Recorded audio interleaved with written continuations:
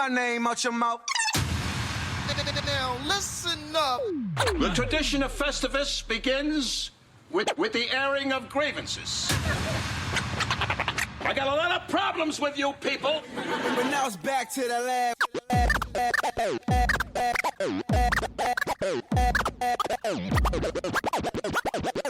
So would you please listen.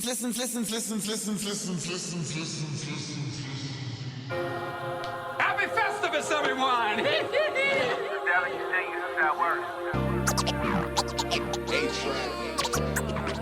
Hello, and welcome everyone to the 311th episode of the Hungry Gamers Podcast, annual Festivus edition. I am an extremely humble and disgruntled host at the same time because I do have a lot of problems with your people out there. You can find me on them socials at Brendan8bit just about everywhere, and the Newman to my Susan Ross. You can find her on them socials at Miss Allie Hart. Miss Allie Hart, how you doing? You got some grievances to air today? Yep, I haven't had a single bit of caffeine, so you all better watch out. Not one. Not one. And it's like, mid-afternoon for you at the moment. And it is, you're yeah. caffeine-free still? Running on fumes and good intentions, and I'm all out. You are an absolute animal. I have been awake for about 45 to 50 minutes, and I am halfway through a fantastic Suntory iced vanilla latte Boss can right now. I love these things. I am a big sucker for a Suntory iced coffee. I've been assured that they taste great, but I think the one that I tried was like a really strong one, so it just tasted really bitter. So yeah, I'll have to give it another some of them try. do have some punch, but these ones are a little bit more soft and subdued, and only 90 calories per can. So nice. Kind of good for you, I think. Like, I don't know how many calories in a standard coffee, but 90 feels good to me. Yeah, the 90 would have to be the milk or the whatever the milk substitute is to it. Yeah, but the Japanese, they know what's going on. Number one canned coffee brand in Japan in 2019, as per Intage magazine, apparently. So shout out to Suntory for keeping me caffeinated this morning. As we air all our grievances, so yes, listeners, if this is your first time doing the THG Festivus experience, what we do here annually at this time of year without fail is we get together with not only ourselves here, but the 8-Bit Nation to air our grievances from a gaming perspective from the year that was. So we talk about our biggest disappointments, biggest grievances about the industry, the community, etc., etc. We look inwards and talk about our biggest grievances and issues with 8-Bit / the Hungry Gamers from more of a macro lens. And then, we look forward and talk about what we're also dreading or worried about for 2023. So that's the basis of this episode. We don't do any news. We don't talk about what we've been playing. We just jump straight on into some grievances and gripes and all that stuff that's making our hearts very sore today. So I guess we can start with the broader lens here, and maybe... The tradition of Festivus begins with the airing of grievances. We air some grievances on our biggest gaming disappointments of 2022, and what we've done as far as the feedback from the 8-Bit Nation, we've taken it all, chucked it all into a blender and combined a lot of answers because we did get quite an amount of feedback. So we're very, very, very, very, very thankful for everyone that took the time out of their schedules to write on in. We'll do a big, massive bulk thank you to everybody that chucked those answers in at the very end. So if you don't hear the exact wording that you submitted, fear not, because we have sort of combined multiple into singular responses because there was a lot of sort of consistencies here, a lot of themes that were common across a lot of responses, and I don't think anyone's too surprised. But the first one I wanted to mention here, as on behalf of the 8-Bit Nation, technically the game did come out in 2021, but it is causing lots of pain and issues still to this day, and that is none other than Battlefield 2042. The self-appointed COD killer at the time when it was coming out. Instead, it committed harikari on itself right from the jump. It did it to itself. It's a shame because I have a lot of memories on about one of the Battlefields. I think it was Battlefield 4 maybe. And that was like it for me, it did take over Call of Duty. It actually took me away from it. So I was pretty impressed that something was able to do that. But I haven't really jumped on a Battlefield since. Yeah, I haven't touched 2042 at all. Like, not even 1 second. I've watched minimal people playing it or gameplay in general, seen some of the bugs and the issues and whatever else. And it is, like you said, like, it was one of the heavy hitters, and it was one of the games that sort of started to pioneer these big team battles, like going from, instead of being 6-on-6 team deathmatch to 64-on-64 type squad battles and stuff. And it was one of the leaders of that space. But then due to a game coming out that was underdeveloped and underfinished, was very busted and upset a lot of people. We saw the player bases drop off exponentially. New patch would come out where it fixed things, had a little bit of a spike, but then it plateaued again, and it's on life support just about this game at the moment. I don't know what they're going to do with it. I don't know if they're going to sort of shelve this franchise for a couple of years and maybe regroup. But there's a lot of people in the nation that were talking about how busted it is, how much of a letdown it was, even 6 months post-launch where the game was meant to come good again, and it was still just sort of held together with tape and a couple of wet band-aids. So Battlefield 2042 is one of the biggest gaming disappointments of the year. Some other ones, Ghostwire Tokyo got a bit of, well, not really love. It got a lot of references in our responses. Call-outs, yeah. I agree wholeheartedly. I played this game. We did a spoiler cast. You can listen to mine and Jono's full opinions on Ghostwire Tokyo in more depth on the THG RSS feed. But yeah, this game, when it got announced, we were pretty psyched for it. Like, it looked kind of cool, looked interesting. I liked that it tied into sort of Japanese supernatural mythos and all that. But the game was just... Yeah, well, there was something about it that unfortunately, like, the concept was cool, but there was something from day one where there didn't seem to be a lot of consistency graphically for me. So Ghostwire never made it onto my playlist, but I like the idea of it, but...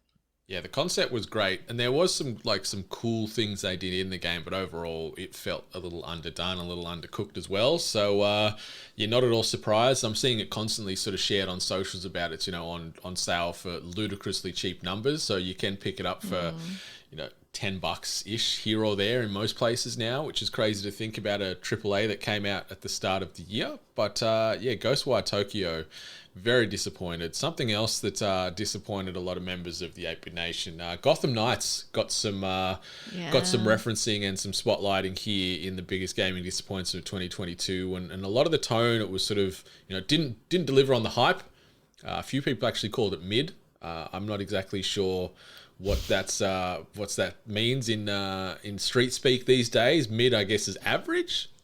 Average, yeah. I think from what I know of what mid means, it wasn't a great game. It wasn't a good game. It wasn't bad. It was mid. It was mid. So is mid the new fine? I think mid's our fine, to be honest. There you go. Yeah. But yeah, the game, they're still supporting it. Obviously, they've got a mode now where you can actually play with 3 other friends. So you can have like 4 people in the squad finally, instead of just one person with the shared narrative experience. But that 4 people, it's only like almost like a battle mode. It doesn't actually allow you to play the full game with you and 3 other friends. It was fine. Like, I played a good chunk of this with Benny. Him and I were rolling out together around Gotham City doing our thing, but it was a little busted. It was a little inconsistent, and the sort of online mode, there was a lot of rubber banding, some delays, and some catch-up issues there due to sort of weird network connectivity issues, even though we were both here in Australia. But it was fine, but it certainly was not anywhere close to, the Arkham games of old, that's for sure.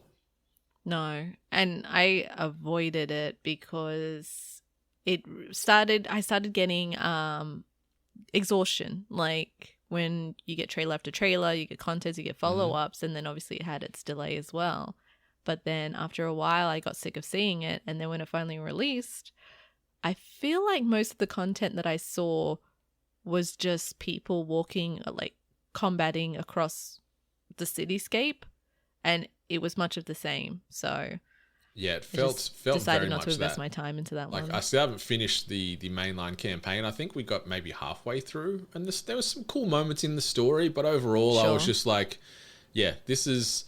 fly here or glide there, fight a heap of people, finish the mission, fly here or fly there, fight a heap of people. Like, it's a formula that works to a degree, but when the city is is kind of stale at the same time. It sort of loses a little bit of oomph, a little bit of impact.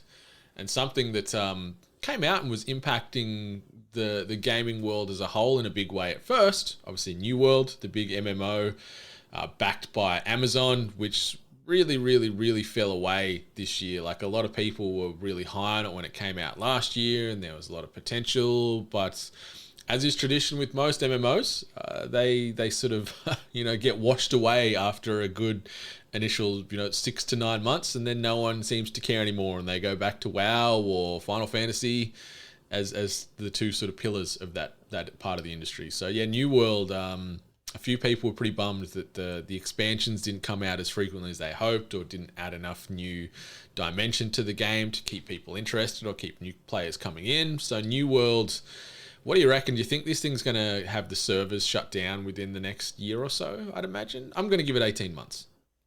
18 months, I think, it might be fair. The problem is that there is still a community out there playing and very dedicated to it. But I've also heard the grievances from said community.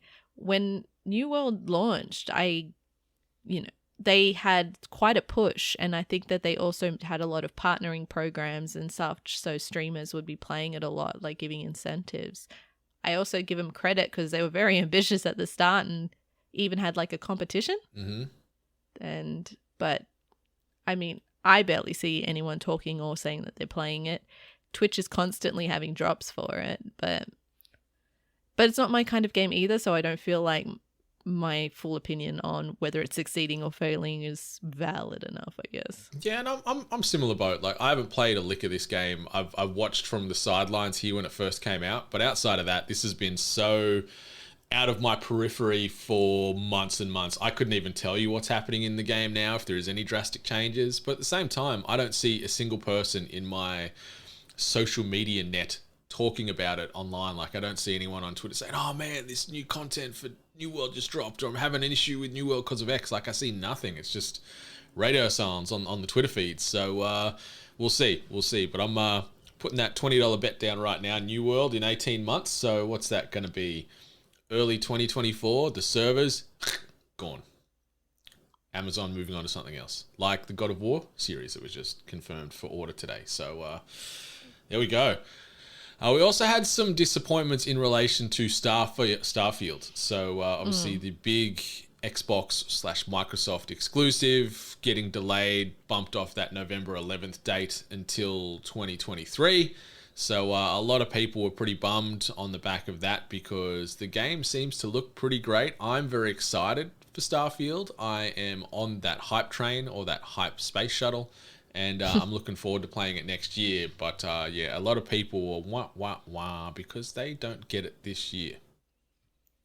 I mean, we were always preaching a polished game is better than a half-baked one.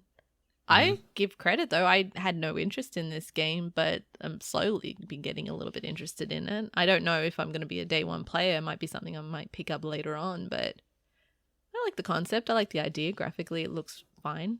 So... I'm very hyped for Starfield next year. I hope it is everything that we want and more. We've had some negative press / spin in relation to Pokemon. The latest release, obviously Scarlet and Violet, came out. We've spoken about that pretty much ad nauseum on the mainline THG episodes about the lack of polish with the graphics, the inconsistent and busted frame rates, the experience being overall a little bit subpar. And a lot of people in the nation agree with us, because there's been a lot of messages that came through in regards to responses talking about how comical it was that characters just disappear or fall through the map, or cut this way or go that way. And for a game as big as Pokemon and a studio as big as Nintendo to release a game in this state is still very comical to me. Yeah, I know I enjoyed seeing all the glitches and the bugs and all the content that came online because of these issues, and I had a good laugh at it. But I also understand that a company, something as big and massive as Pokemon releasing a game as messy as it was, after me playing it myself and seeing like, oh no, yeah, this is pretty bad. I just think they fell victim to their own strict timelines and release markers and having to drop it regardless of being ready or not. And I know that all of us, we always say vote with your wallet or don't take the purchase or whatever, but like, I don't think it was going to stop them. I think it was going to release no matter what, no matter how many people bought it or not. I think the bad press might be enough, but yeah, it was quite a contrast for me anyway for Sword and Shield. So I thought I was going to get something more than that, but it actually kind of felt less. And it's crazy to think about it too, that they released 2 big mainline Pokemon games in the same calendar year. Like they did Arceus at the start of the year. That's right. And then Scarlet and Violet for some reason shoehorned at the back. Like I'm never going to be upset about more games, but like, why did you feel the need to rush it when it was clearly not ready for the broader gaming community? Because now the internet be very angry and besmirching the good name of Game Freaks and Nintendo and whatever else. Like it's still selling like mad, and it will continue to sell like crazy over this Christmas period, no doubt. But yeah, it's such a janky game and such a very un-Nintendo-like experience with the mainline games. And the next sort of grievance, as far as the biggest disappointments of the year, sort of weave directly into that sort of Nintendo speak. And there's been a few people talking about the lack of big sort of 10 out of 10 experiences that Nintendo have dropped in 2022. So like has become this sort of expectation with Nintendo where they'll bring out 1 or 2 of these just maybe not revolutionary, that's probably too big a word, like fantastic games, like these massive big talking points that are constantly up in and around the game of the year discussion that get the 10 out of 10s or the 80s or 90s out of 100 in Metacritic. And Nintendo has had a lot of great releases this year, but due to their lack of a new Mario or Zelda title, some of the fan base out there feel that that's a big disappointment. That was sort of echoed through a lot of these responses there, where Nintendo had a fine year. They had a mid-year, I guess you could say, like the kids do. But the fact that there was no new Zelda or new mainline Mario, obviously there was, your Mario Rabbids and stuff, so don't come at me for missing out on those releases. But, your mainline Mario, experiences or Zelda experiences not coming in 2022, that's very disappointing for a lot of hardcore Nintendo fans out there. Yeah, I guess that's valid. We had a Kirby... Actually, we had, obviously, due to its anniversary, we had a couple of Kirby titles, but I think everyone really genuinely enjoyed the name escapes me, but the actual big title that they released for Kirby. There was a big push, like a happy fan base. And then we also had, like, I guess, does Bayonetta count? Yeah, like Bayonetta got some good love. Like we got, Xenoblade Chronicles 3, which has been positively reviewed, and even like the new Splatoon game came out, and a lot of people are horny to get inked and all that kind of stuff. So horny to get inked. Put that on a bumper sticker somewhere. But so there was some good games that came out. Nintendo served up a ton of titles, but everyone's like, "Where's my Mario? Where's my Zelda?" Or my Link, if some people still don't know the difference, which is still humorous. The next one, this was not a surprise. Well, part of it maybe was and part of it wasn't, but a few people were a little lukewarm on the Callisto Protocol. They wanted more, they expected more, and same goes for the Resident Evil 8 Shadows of Rose DLC. So a couple of people sort of talked about that, and in the same light of that they're big fans of the survival horror genres, but they were a little underwhelmed. They were a little mid. I'm going to go back to that well as often as I can today. They thought the games were just okay, but lacking that overall oomph that they wanted to sort of, I guess, send them into the stratosphere. So Callisto Protocol and Resident Evil 8 Shadows of Rose DLC. I still yet to play the Resident Evil 8 expansions. I'm going to be playing that over the Christmas break, so I can't really provide feedback on that. But Callisto Protocol, I loved it. I thought it was great. It was not perfect, but it was fun. It's everything I wanted at the time. Well, I think you're a small group. Like there was what was the talk about the game having a patch release and that was causing issues for certain players, or the PC experience for Callisto was terrible, but console players had a better time. Either way, I know that a lot a lot of people that are fans of the survival horror were disappointed with Callisto. I didn't see many people talk about Rose, Shadows of Rose. I don't know if it was just because it's just mostly Resident Evil fans in particular, or I don't know. I just felt like more people talked about Resident Evil 8 than they did about this extension. So I think it's all valid, especially when you're passionate about a genre that doesn't get a lot of love. Mm-hmm. So when the genre doesn't succeed or it's seen as having kind of a failure, then you worry about that no more money or investment will be put into these genres for future. So it's valid. Yeah, it is worrisome because, it is a very particular genre that needs to execute everything to a high degree to, I guess, get the same acclaim that maybe a subpar game might do that's a little bit more accessible. And the Callisto Protocol, like, it did very much feel like Glenn Schofield just stole Dead Space's homework and just, rubbed out his name off the top their name off the top and then put Striking Distance Studios at the top instead. Mm-hmm. And it's fine. Like, imitation's the highest form of flattery and all that kind of nonsense. But yeah, I'm hopeful that we might get more in that world where they can maybe make that game more of their own, which is, I guess, the biggest thing. Like, there was so many nods to Dead Space, and it felt like I was just playing a Dead Space DLC almost in a few sort of areas and how it handled things. But the base is there, the clay is there to be molded into its own unique Callisto world, hopefully with future releases. But we'll see, because we've got Dead Space coming out in January. So let's see who's eating whose lunch come January when review time happens. Also, a few people weren't too happy with Sonic Origins, Miss Hart. So, a lot of people were pretty excited for the old Blue Hedgehog, but there was some issues in relation to the pricing structure for various editions of the game, where you'd get this and not that, pending on the amount of money you're shelling out. And then it also took the place of the originals on just about every store that it went onto. So Sega was delisting the originals, which is, a silly thing to do, in my opinion. And also a lot of the people in the nation all sort of saying, yeah, where's my Sonic gone? Why is it Sonic Origins or bust right now? Give me everything or give me none. So Sonic Origins, I haven't played a second of this either. Did you spin up Origins? I can't remember. No, I didn't really feel the need to, especially with how much Sonic I had originally played. But I do recall it being said that taking off the original content to be replaced with this, and then this one not doing so well, and breaking down that structure, the pricing structure, and what you got with pre-ordering or getting extra content and stuff, that was a bit messy.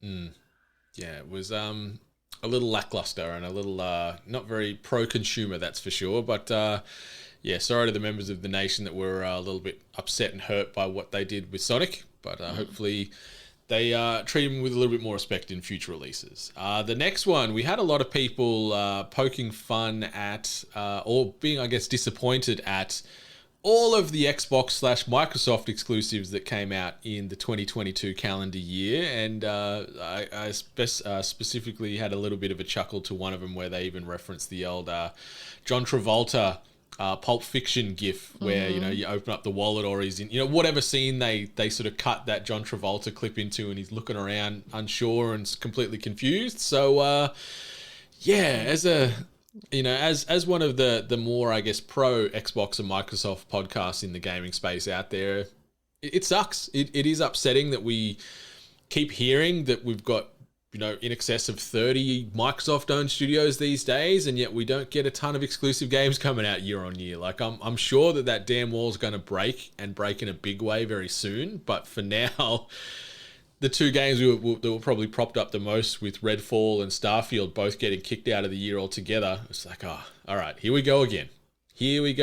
Like, insert Grand Theft Auto San Andreas meme right there. But, a lot of people are just taking the mickey / also very disappointed on all of those exclusives, I should say, from Microsoft and Xbox that are in air quotes on the way.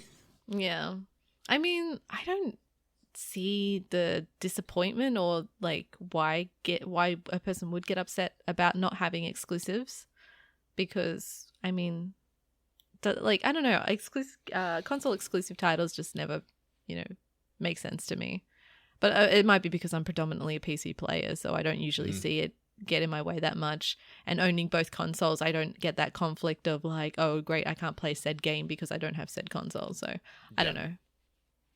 Yeah, it's a tough one. Like, I think at the end of the day, the biggest thing is release these games when they're ready to be released. Don't sort of bend a knee to the pressure of getting enough games out to keep the media and everyone happy. Get these games out when they're 100% ready to come out and be the best game it can be, because you don't want to, go in full circle. You don't want a Battlefield 2042 experience on your hands. True.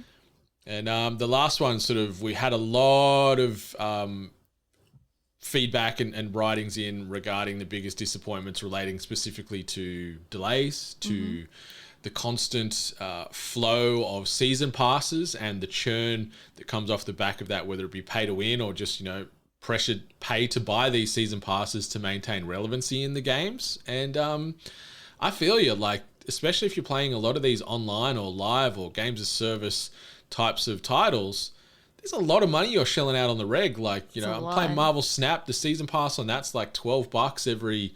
It feels like every 5 minutes is very dramatic, but like it feels like every 2 to 4 weeks there's a new one of those. And you've got the Fortnite season pass, and you've got Apex if you're a COD player. Like, there's so much money just getting shelled out left, right, and center to maintain relevancy and get these cool skins and emotes and stuff. And it's the way the world's living. It's death by 1,000 cuts. But my God, anyone that knows, like, those little paper cuts, they fucking sting the most. They are pretty bad, especially when you get them in the webbing, the little middle part of your finger. Oh, it's the worst. Just thinking of so many movies where they do that as like torture and stuff, and it's like, ugh, a little lemon juice. We're a household that has at least 4 battle passes that doesn't have to be purchased, but usually is purchased due to time invested. And I've got to say the biggest one was Overwatch for me, like Overwatch 2. I know that they were under a lot of scrutiny because of the loot box system and it being considered gambling and such. However, with this new system of obviously having a storefront where you can purchase, and they've obviously already caught a lot of slack on how much skins or little charms, like one item costs based on like real life costs, and buying a simple charm in real life it being exactly the same, or sometimes even costs more in game. But the battle pass now that they've taken in Overwatch to replace the loot boxes was very lackluster. It didn't seem rewarding in the slightest. And nothing's worse than seeing your time invested but not getting the output, or seeing how they value your time invested, I guess. So the rewards of playing that game felt lackluster to me. And then I don't know. I don't think I've really played a lot to pay to win. I know that Diablo caught a bit of slack this year for pay to win, but I don't think I've really personally played too much that actually had pay to win issues attached to it. But I know it's still a problem that happens in the gaming space. But yeah, delays are delays. Delays are delays. Yeah, we can't shake them. I think we've talked about that ad nauseum today, and also on a lot of other podcasts. Like, yeah. Bring the game out when it's ready. That's the big thing. Delays is not an issue for me. I guess the only issue when it comes to delays, if they delay it several times, then just go, oh shit, we just got to get this out anyway, and then just throw it out half cooked instead of just fully committing and leaning into, no, we're releasing it when it's ready. They're like, no, media pressure, it's coming out. Sorry in advance that it's not fully prepared. But yeah, season passes is tough, especially when the developers, or or the publishers, they're not respecting our time. Like, yeah, you put money and a lot of time into some of these battle passes. Like Halo Infinite's another one. Like that battle pass they had for that was rough. Sucked. You put hours and hours and hours into that, and it's like, okay, now you get some shitty looking shoulder add-ons, and it's also in one color. And then you grind for another few hours, like, oh, now you get your new knee pads in a different color. It's like, fuck, like respect your player base and respect their time. Like, time is money, and when you're putting in those types of hours to get new hats, going back to always that Malibu Stacy reference, like it's really, really upsetting. Like, give us, like, I say real value, even though it's a digital item, but give us things that actually have some type of value and validation to the player instead of things like that. Also, full disclaimer, obviously, a person isn't, we don't have to buy a battle pass. Like, no one is putting a gun to our head saying you have to buy the battle pass. I just think that when the option is presented to you and you see, like, when you play these games and you get the XP, the first thing that it does is that it shows you how much XP you're getting, how much of the battle pass you're unlocking. So you are kind of faced with that, usually, like, oh, this is the free stuff that you get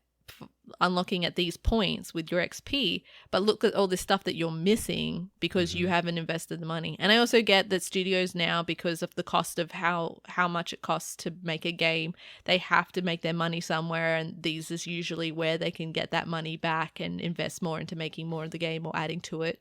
So I understand that confliction. It's just that some of the battle passes have been, or season passes have been pretty rough.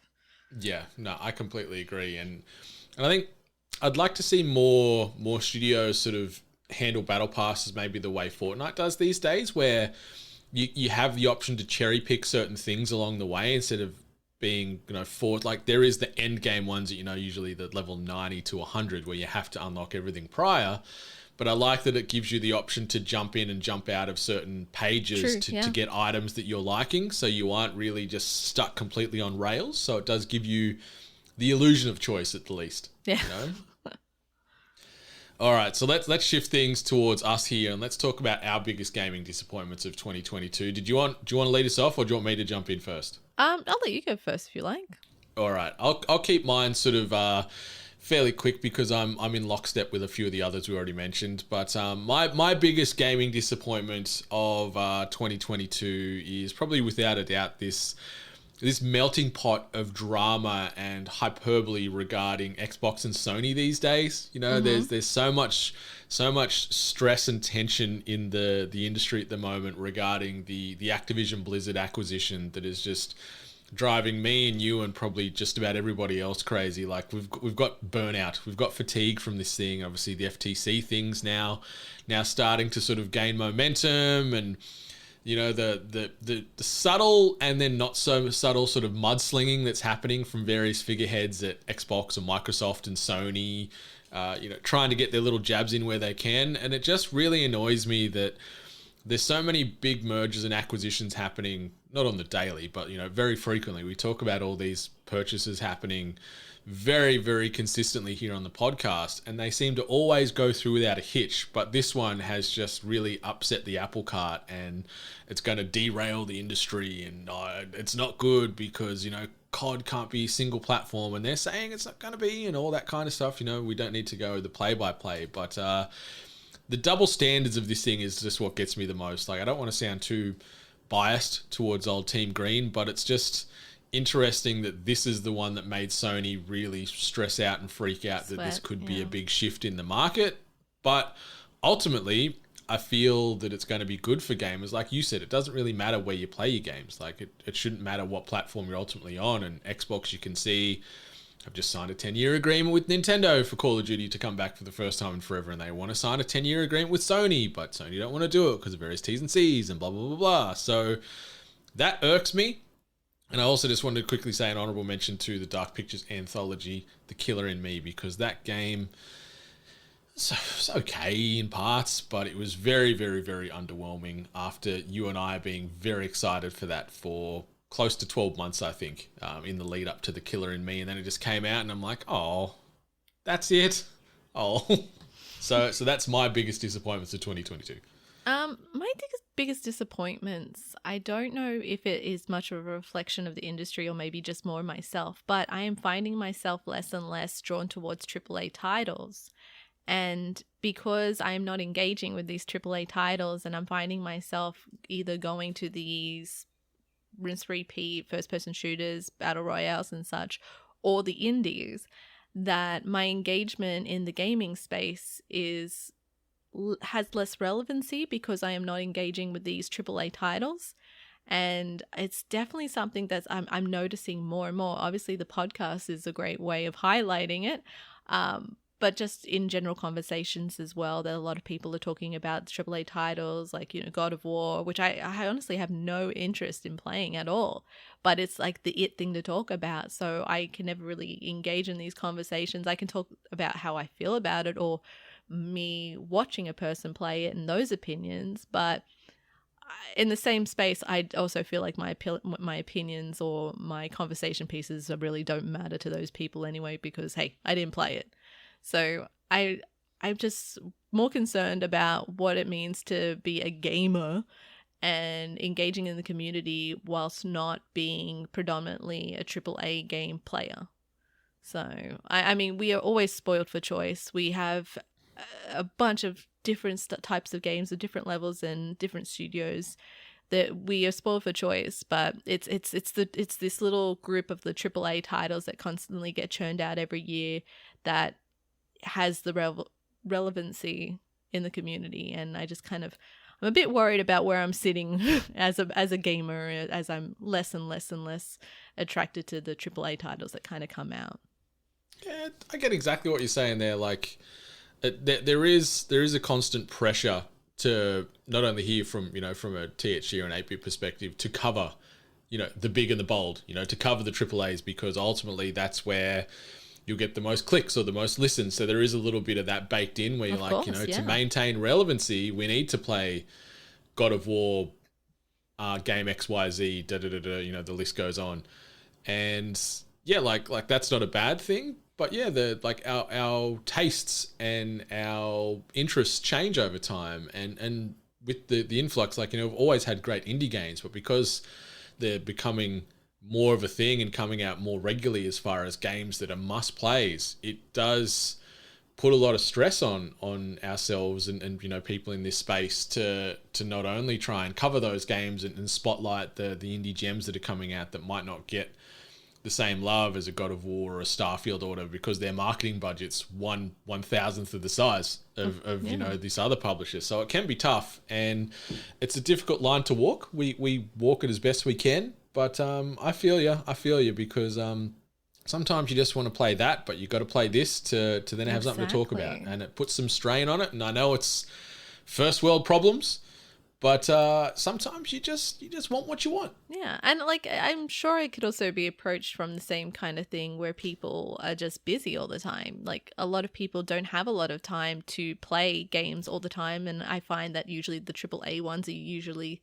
the games that take a good 40 plus hours, and some people just don't have that time to fully invest into multiple games of a year. So I'm sure maybe people in that space kind of feel it too, where they can't play every single amazing AAA game that kind of gets dropped in a year. So but yeah, mine is just purely an interest thing. I'm just not finding myself drawn into wanting to play most of these games that kind of come out. And you know what, that's perfectly fine. You don't have to maintain the status quo and just play all the big AAA games because that's what everyone expects. You play what you want to play. Gaming should be fun. And if you're not having fun, then what are you doing? Exactly. All right, let's shift gears over to this one, eh? My son tells me your company stinks. And we are talking about our biggest grievance within or about the industry. And we're going to lead this one off. This is going to be one of the only ones where I'm going to directly shout out one of the contributors. And because this goes out to a friend of the show, Jamie Penning. And he sent through a response last year for our Festivus 2021 edition.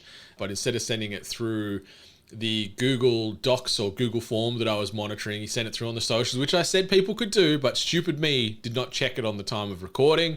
So I wanted to sort of put my hand up and say, mate, I am very sorry that I missed your submission last year, but I've got all your answers through this year. And one that you mentioned and a few other people have mentioned in the responses is in relation to fan hate. And I've sort of actually chucked a little bit of wording in here from Jamie because I think it is something that needs to be said, need to be heard. And so fan hate is his biggest grievance about the industry. He absolutely despises it. There's being constructive in providing criticism, and there's being hating on a game without providing proper feedback that's being helpful instead of a hindrance. So I completely agree. Like you and I, we talk about games every week here, good, bad, or otherwise. We share our thoughts, and we always try and be as constructive as possible in the feedback we give. Do we always execute that? I don't know. But we always try and validate or put some weight to we like it because or we hate it because, or it's mid because. I'm getting pretty hip with the kids today. I feel great. But fan hate, I'm in complete lockstep with Jamie there. I'm assuming you're right there with us too. Yeah, I definitely don't think that just being a shit for shit's sake and thinking that insulting a person or insulting a studio or insulting a game is valid feedback. So yeah, fan hate's always been a weird thing. Yeah, it's just unnecessary. But with the way pop culture, mainstream culture is today, like, to be edgy is to be cool in some weird circles and some weird eyes, and I just don't get it. And that sort of ties into a couple of other responses we had as far as the biggest grievance about the industry, and it weaves into that fan hate, and it's gamers in general. Yeah. The toxicity around gaming or gamers, or the need to be edgy or the need to be divisive or to pile on to certain things just for the sake of getting some clicks or some relevancy for those 20 seconds. It's something that I want none of. It's still the be good at games, like be a god at games, especially on the online space. Is just people are just so critical on each other and so toxic and evil sometimes when it comes to a person. Like, some of us just want to play games. We're not going out there to be the best. We're not out there to be pros. We're not out there to have something to prove. We just want to play some video games and have fun. And then just some people just boils inside them that they feel the need to just insult and attack people because they're not playing to some kind of level that they're anticipating or that they want, or that they maybe they even aren't reaching, but because they're just so mad and so hung up on competitive gaming that it's just gotten nastier and nastier. Mm-hmm. Yeah, it's absurd. Now, I'm gonna go back. I think maybe we might have mentioned it on Festivus last year. And it was a statement that Benny said to me one day, and I never heard of it before until he said it. And it was, "Don't yuck on my yum." And that's the thing. I've been hearing that all year. I love it. I love that statement. And it rings very true, especially in this gaming space. Just be happy for gaming. Don't sort of put people up against a measuring stick as far as their skill set or lack thereof, or they're not doing it this way. Like, gamers, just be better. Just be better. And the industry as a whole be better, because there's a lot of churn that came through from these responses in relation to NFTs. NFTs were mentioned in just about every second response as far as the biggest grievance about the industry. And they are creeping into everything. We haven't heard much in the last couple of months, but that doesn't mean it's no longer around. It's no longer prevalent in a lot of these big AAA games that are coming up. But NFTs is something that's a little scary. It's something that a lot of people are against, and rightfully so. But yeah, that is one of the biggest responses we've gotten in this podcast episode as far as those industry-related grievances, NFTs. Nobody wants them, Miss Hart. They want them out of their games. Well, some celebrities, haven't they got a class action suit against them for promoting NFTs? Yeah, there's It's very very dicey. There's a lot of people in some trouble in regards to certain promotion of NFTs and partnering up with other NFT creators and resellers. It's a mess. It's a mess. But we're going to see more of it as the months and years tick by, which is a little bit disheartening. Something that a few other listeners would probably want to see less of, actually, is in relation to the Nintendo Switch and, those big AAA titles getting ported across. They're sort of saying, there's a few people, which it's something I didn't really think about too much until I saw it pop up a few times in the responses here. They're saying, stop trying to port these big games and focus on what you do well, is sort of the underlying message as far as what was said on the Google form there. So, the Switch trying to bring across with the Witcher 3s and stuff like that, just settle. Just focus on your more bespoke Nintendo offering and do what you do instead of nearly making Nintendo Switches melt on the daily due to processing and resourcing issues. That discussion about getting Call of Duty on the Switch? What? Yeah. Like it's absurd to me. Like, obviously they're going to try and play that through the cloud on the Switch to try and offset some of that processing, because I don't think the Switch will handle it in its current capacity until we get the next iteration. I'm assuming next year we're going to get a new version of the Switch, right? It has to be coming, but I don't think they're going to change too much if it comes to I mean, graphic compatibility. I don't think they're going to change too much.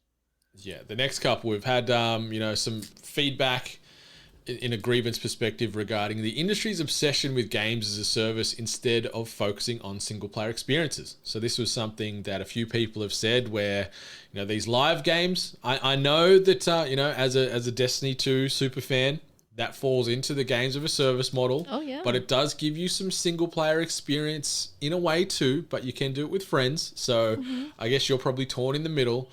I do love me a good beefy single player narrative, don't get me wrong. But depending on the mood, I'm not opposed to jumping into a live game with some more, less expansive storytelling on display there. But I think there's a lot of people that just would like to see it go back to the old school way of, offline, single story, isolated, not attached to any type of live or multiplayer element. I think that's fair, but I am a person that usually doesn't gravitate towards linear stories and single player gameplay. I do like my games as a service. I do like online multiplayer. I do like my single player games too, but mine are more open world or strategic builds. So I don't know. I guess as a person that's not looking for them, to me, I don't think that it's a problem, but I guess, I'm not looking for them, so I don't see it. So yeah, that's fair. Another couple of ones that popped up, I've weaved it into sort of a singular, and it's regarding the inconsistent fandom / boycotting of publishers where people are all in or all out, and then a big dramatic news headline pops up and they go one way or the other because they want to show unity or jump off that sinking ship. But then the big blockbuster game comes out and it's crickets. They're like, oh, you know what, this publisher or developer, they're great again, the game's awesome, forget all the wrongdoing that we've been talking about for months and months and months beforehand. So it's more of those the fickle fandom of the industry where of course, they're all in or all out due to a cause being good or bad, but then a game comes out that goes, you know what, I can probably look past that atrocity that they've been doing or operating around for a long time because this game looks like fun. Yeah, it's pretty crazy times at the moment because I feel like a lot of studios or a lot of people attached to studios or games that are being developed, there's always now some kind of headline or some kind of nastiness attached. I mean, Nintendo as a whole have gotten in trouble consistently about how they treat staff and how it's not acceptable, and also releasing a game that wasn't completed or had issues. And then we have other big studios that obviously have had their issues of mistreatment of staff and such. But I agree, there's a lot of people who like to take these stories, cover the stories, but then also push the titles that are attached or not feel so strongly to push back against publishing stories or reviews of certain games. It's a weird thing, and it's a weird thing to deal with in the industry because sometimes you don't hear about everything as well. So I just, it's hard to take a stand on something and then follow it up with not supporting it or not supporting things attached to it. And I understand where people are coming from with this because it's just eggshells. I always chuckle when you see, the big gaming or culture media outlets write a big opinion piece about how brand or publisher or developer is bad because of X, and then you'll log on to that website again a month later and in their paid advertising space there's real promoting the game coming out or something like that. I'm like, everyone's got bills to pay, don't get me wrong. They've got salaries that they need to pay for staff and all that kind of stuff. But I just, I find it humor that there is that sort of conflict where it's like, it's bad, it's the devil, but they're giving us some money, so buy the game. It's a tough spot to be in. You want to make money and you want to make a living out of this space. But it's funny where you've sort of, I guess, got to leave your conscience at the door here or there occasionally because of issues. So, I mean, there's reporting on it. There's a lot of places that it's their duty to report on what was happening, but then there's the other thing of actually taking a stand and saying that you're taking a stand and then going back on it. Exactly. So. Exactly. Yeah, I don't think we've planted too many flags about we're never doing this. I'm always pretty open in regards to, I'll call things out when it's bad, but I'll certainly, like, if there's something that is of interest to me, I'll give it a look or give it a play. I don't know if that's hypocritical in itself. You guys can be the judge. But, we always try and be as honest as we can as far as our opinions, whether they be warm or lukewarm takes. We always try and, be honest and speak our truths, I guess, is the main thing we always try and do here. We had other people sort of airing grievances regarding PAX 2022 and the lack of the major players being there. No Nintendo, no Sony, no Microsoft, all notably absent from PAX Oz 2022. And reasons aside, like it was a thing that you did notice. Like there was plenty to do at PAX. It was still great, but not having the 3 tent pillars of this industry exhibiting was a weird thing. So I get it. Yeah, I think that's fair. I obviously didn't go, so I didn't actually get to witness it, but enough people pointed it out, so it must have been very noticeable. Yeah, we still had some responses coming through in relation to next-gen consoles and their lack of availability. Predominantly the PlayStation 5. Xbox seems to have got a little bit more stock out there. I guess when they're not selling as much as the PlayStation 5, it makes sense why they've probably got more on the shelf. Yeah. But PlayStation 5 can still be difficult to come by here in Australia and no doubt, around the globe as well. So anyone that is still trying to hunt down a PS5 or an Xbox, we hope you find it soon. We hope you can maybe find it before Christmas so you can give yourselves a little gift this holiday season. So just keep your eyes peeled. Anyone in Australia, probably the best place to keep sort of monitoring is that Press Start Twitter, because they are all over those announcements. The second that a Target or an Amazon or wherever gets more stock, those tweets are out there within 5 seconds, it feels like. So that's probably the best place to keep scanning as you hunt for that next gen or now current gen console. The next industry-related grievance ties into yearly releases just being absolute garbage. Slow down and throw some love back into the titles as opposed to just trying to churn them out year on year just for the sake of making money. We're talking about your CODs, your FIFAs, so on and so forth, where it is style over substance, it feels like, with a lot of these games these days. Yeah. I think there's also there's a lot of stuff happening behind the scenes regarding investments and money and timelines and all that sort of stuff when it comes to pushing out these titles. And I'm sure there's a lot of studios that would love to, people that work for certain studios that would like to put the love back into the titles. Mm-hmm. But when there's men in suits telling them that they have to meet these deadlines to make things affordable or worth the money, and I think that's where the love goes. Yeah. Yeah, when suited businessman number 26 is trying to justify it to get their fat comms check off the back of it, get out of here. But just be better, industry. The next one, or the last one we should say before we chuck it back to ourselves here, is the influx of AI that's starting to come in, especially from an art standpoint. This is something that has really sort of popped off the last month or so, ever since Lensa, the mobile photo editing app, released their little AI packet where you can pay a couple of bucks, drop a few photos of yourself in there, and then it'll generate a ton of AI based art based off your likeness. And it does it very well, but obviously it is very problematic for artists that are out there doing this to make a living. There's also some security question marks there as far as, where your photos and data then gets shared through. And also, Lensa and some of these other AI-based apps out there are utilizing other resources that were directly/indirectly stolen from other people and places that have made this and own that IP. So it is a little divisive. Full disclosure, I dropped a couple of bucks and got myself some AI made, and you know what? It is what it is. But at the same time, outside of everybody I know in this space personally, I reckon I've invested more money into local artists than anybody I know in this game space. So you can come at me all you like, but I've spent thousands of dollars with local artists to get designs done over the years. So yeah, watch where you're pointing those pitchforks before you come at me for throwing some bucks at Lensa. Yeah. This whole AI space it's interesting, scary. It's all the things that for me, is understandable because it's not something that I fully understand. So a lot of the times I'm a bit more curious about these things. But if they are if they are stealing art from other people, then it sounds problematic.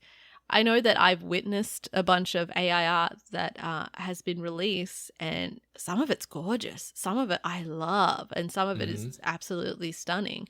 But I then can't take myself away from artists, like human artists, which is weird to have to say, but human artists creating stuff, and then it's a weird space which I'm gonna have to educate myself on a lot more, because it's like if it almost feels like that kind of aspect of like painters, and then when maybe digital art kind of came in, I know that there was some issues there where people were kind of getting a bit like butthurt for people who digitally paint in comparison to people who, I don't know what the organically, naturally paint, I don't know what the real paint would be referred to as, but maybe there's room for AI somewhere, but it just can't be stealing off other people, because it just doesn't sound right. But like I said, I got to educate myself a little bit more in this AI space.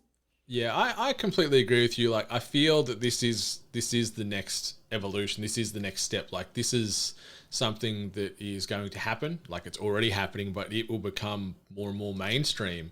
Just as long as these AI programs are done in a legal and fair way, I've got no issues with it. Like, you look at the jumps in in manufacture and in various industries where you're seeing a lot more going from old shop plants where there's human laborers making things to now computers that can make things and robots that can make things more efficiently and whatever else. Like, it's all about the input versus the output, and if it can be done better at a cheaper cost, ultimately companies are going to go that way, because efficiency is the big thing. And I'm not discrediting physical artists, whether they be digital or actually with the pen and paper or the paintbrush. Like, I love art. I've got so much art. I respect that field and the talent and the ability that artists have, but this is something that's going to continue to impact that space. So we just need to make sure, if we're embracing it more, just embrace it for the right reasons, and make sure we're partnering up with, I guess, more holistic AI. I don't know if that's the right term to use, but it's something that's going to become more and more, right? Yeah. All right. What's your biggest grievance about the industry, Miss Hart, for 2022? I feel obviously we've been seeing this year after year after year, but for this year, I feel like it was very prominent and front facing, where media and entertainment outlets are either closing or having mass firing. We saw like tons of companies doing we saw mass tweets of people saying, hey, I just got fired from this news outlet or this company or this entertainment group, and it was usually like a big chunk. And there's also this connection to big companies buying these littler companies, and then just like the company gets shut down or the people get fired. And I think that this is just a big problem, because it's making the gaming space seem completely unstable. And obviously, when you want to take in content, or you want to take in news, or you want to take in media, you want people that are best for the job, and you want people who have invested the time and everything. But when the industry is completely unstable, how are people meant to invest time in themselves to better themselves for a market that they might not have a job in a year. They might have a year's worth or half a month's worth contract of employment, but then the unpredictability of the space just makes it not worth the risk. So I just feel like this year we definitely saw a lot of it, and it's just concerning on how things are going to be in just like media, like outlets, how they're going to hire people, or how big the outlets are going to be, or how it's a scary thing. And I feel like this year we just saw a lot of either companies close down, or a lot of people in the like a lot of journalists losing their jobs, like very last minute too. It's such a volatile industry, like, and I know there's volatility in all industries, of course, but it feels like maybe because we've got so much focus and attention to the gaming and the culture space, that we sort of pay a little bit more attention towards it. But like I know in business, no one is irreplaceable, and you know, you can find people to fill roles, but it feels like this industry above most others, it feels that most people are just dispensable. Of course, is the big thing. Like we saw just the other day. Son tells me your company stinks.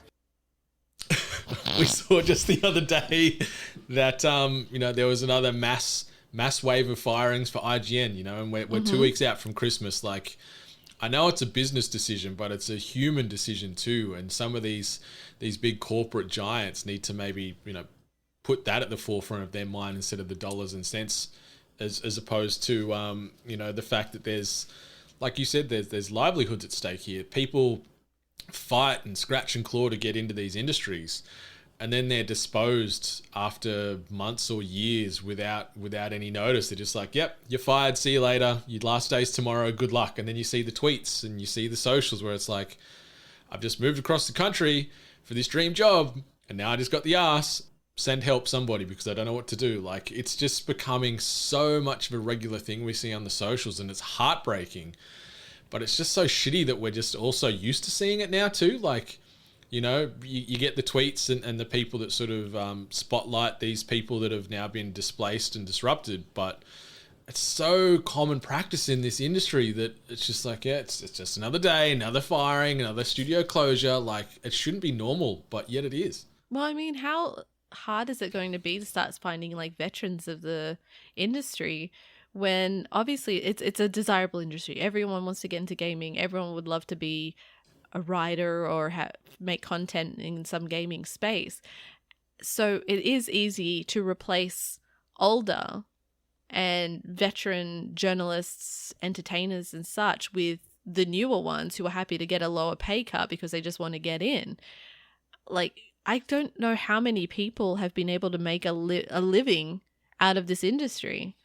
Like, there's only a few people I recognize still at IGN from growing up and seeing them stick around, but it just doesn't seem like it's the space to grow and develop yourself on a, you know, employment level anyway. So, but yeah, it feels like once you're in, like, it would feel great, but I feel every day you'd almost be on tenterhooks, right? Of course, because you don't I know what's reckon. going to happen. You don't know when corporate fat cat sitting at the top on the board goes, you know what, we need to sort of you know, lean out that bottom line a little bit. Where's some people that are disposable? Where's a little group here that we can close off or you know, scale back and you know, get our profits soaring and our share price positive for the next quarter. And it's so gross, and you know, our heart bleeds for these people out there, and we hope that this sort of becomes less and less of a thing, but it's going to go the other way as more acquisitions happen and more of these other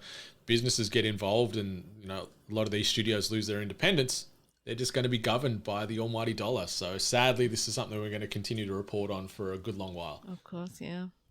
My biggest grievance within the industry at the moment, I'm going to throw it at those surface level gamers, is what I'm calling them. Surface level gamers and content creators that we're seeing out there on their soapboxes carrying on about the lack of good games that are released these days. Like, you know, you saw some tweets and social stuff doing the rounds these last couple of weeks with Shroud and Dr. Disrespect and other content creators, where they're either shit canning the mainline games. They're saying, you know, nothing good's coming out, but all they do is play the same like 1 or 2 games every day anyway. Like, take the time to see the forest for the trees. Look at the indie games that are coming out. You know, every other day there's a fantastic indie game worth your time. There's genres and games coming out so regularly that are for literally everybody in the world. There's something out there for you. So just take the time to not just get so focused on the big 2 or 3 games in the release radar of the year, and